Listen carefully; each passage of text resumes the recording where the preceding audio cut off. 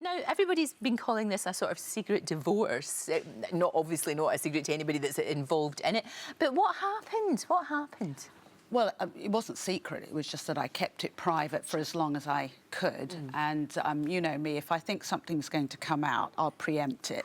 So, of course, I did go to Hello magazine because of the legals and because they could cover it. But, yeah, I recovered from breast cancer. I have to say it probably in the end proved a bit of a death knell for my relationship. It was... yeah, it's difficult. Yeah, What do you say? I know, because you got... It's 20 years. 20 years is a long, long time. Yeah. You know, I mean, he was dad to your girls, and he brought them. He absolutely was my rock. But then things really started going downhill. Do you think it's because you changed? Because getting a diagnosis of cancer changes you? Inevitably it changes you? Or did you just grow apart? Oh, that's a really long and difficult question. I think both of us changed. I know he did. There's a whole thing around body image, and I mean, people look at me and say, "Oh, you know, you're fine, you're absolutely fine." But how you feel after breast cancer and what it does to you, and how it affects your love life and what have you, and it doesn't really. I mean, there's a statistic out that says there's a very high risk of women's marriages and relationships breaking down after breast cancer. Although if a man has cancer, it's not the same way. So, you know, I ended up feeling very, very ugly. I'm choosing my words really carefully here because there are so many people, you know, our family involved. But I ended up, if you like, being made to feel very, very ugly and very unwomanly and what have you. And I took that on board. You do believe it. I mean, I'm coming up for my 10th post-cancer checkup. So it kind of leaves you and kind of doesn't. I mean, yeah, it looks all put together, but thanks to modern technology and drugs and things like that. And it does affect you. It really does affect you.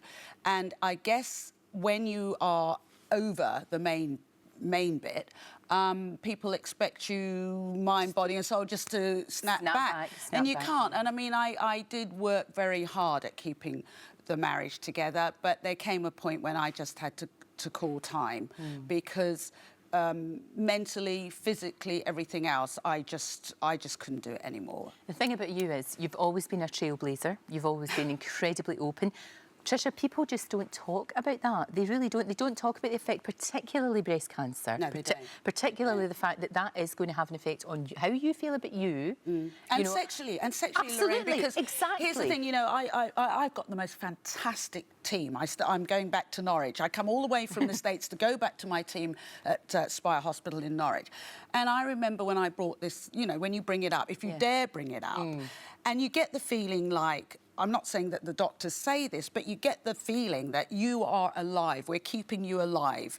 How petty if you want to start talking about your sex life or your love life. Important. It is. Yeah. It is. And, you know, things have sorted themselves out now because technology catches up. My younger sister went through breast cancer a couple of years ago and things have changed so much since then. And, you know... often the man is left out of it. I mean, he changed, I changed. It's really complicated. There are other family members involved and what have you. But, you know, in the end, I couldn't do it anymore. And you turned 60, ridiculously. And, I mean, that's a massive, big milestone. It really is. It's a massive milestone. Well, 50 was worse. Do you think? Yeah, 50 was... I mean, I had an amazing party for my 50th, and then I was, like, on top of my game. I had the video, I had the show, I had this, that and the other. And then a few weeks after I got diagnosed with breast cancer. So this time, with 60, I'm kind of like, I'm just going to do this really quietly. Yeah, you had a quiet time, but you had a lovely dinner cooked for you by a lovely new man in your life, who I know you don't want to...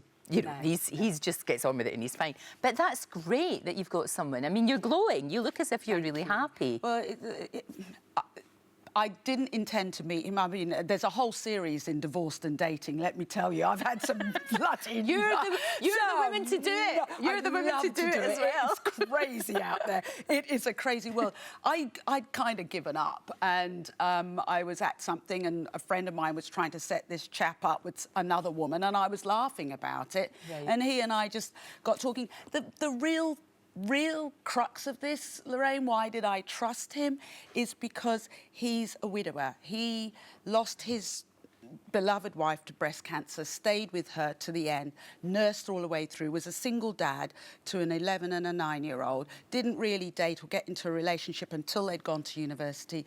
This is somebody who, when, you know, you can't at our age just jump into bed. I've got all my meds to take and I've got to do this. And he's like so cool with it. Right. And he's such a support, knowing that I'm coming up for my 10th, or look, I'm getting all girly, coming up for my 10th breast cancer. He's there for me. And he understands. He gets it. There's a lot of things that you probably don't even need to tell him. I know. He just knows. He knows. He'll remind me. That's Have you remarkable. put your pressure sleeve on? I'm like, you know, he knows about my pressure sleeve, and it's, you know, it's.